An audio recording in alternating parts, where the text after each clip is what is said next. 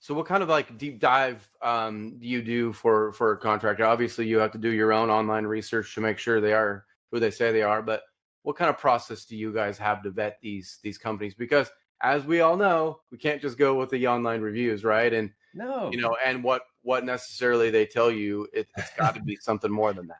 At the end of the day, nothing's perfect, right? And that Yeah, includes our list. It's an ever evolving list. yeah, There are so many contractors out there, some that are falling off our list because of certain things, and some that are getting on the list certain things.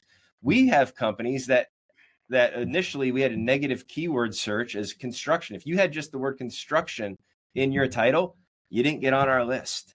And that's just because there were so many. We had to make sure that we were getting unique companies that were serving these specific products to have the right processes in place. Because if you're just a contractor, you're doing everything, you're doing all this, you don't right. have the ability to go back and serve like you would if you are a niche business. Okay, And that's a whole nother call as to why, but the reality is that.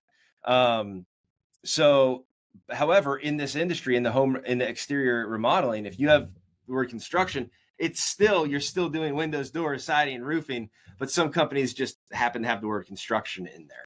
yeah, You know, and so now we've gone back and we've updated that, and there's different things that we've done. So to my point and to your point, online reviews aren't perfect, and right. that's everything. So you use it as a starting point, and then Mhm. the more that you're able to get, the more information that you're able to get, the more warranties, the more guarantees, the more support.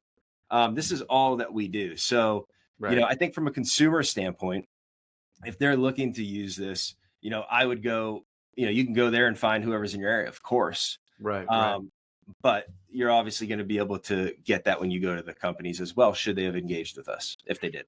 Right. And you talked about some of the service partners as well.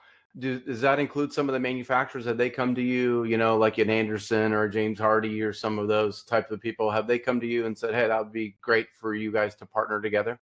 Yeah, we've had a lot of conversations with manufacturers, especially over the last 6 months. They've gotten closer and closer. We're in our due diligence phase right now Okay. of manufacturers, and we do plan to add manufacturers to our um, to our rankings, if you will, in Sure. 2025. So Okay. you can expect anywhere from the top 5 to maybe the top 10 manufacturers. We're not sure exactly what it is, but we want to be the number one resource for these CEOs. This way, if they need something or a gap on their sales process, on their operations, whatever it is on the partner side, and then be able to say, hey, if you want to switch manufacturers as well, anybody that's switched manufacturers knows what a gut wrenching process that is. And Yeah. we're here to kind of bridge that gap, make it easier by going through the vetting process for you.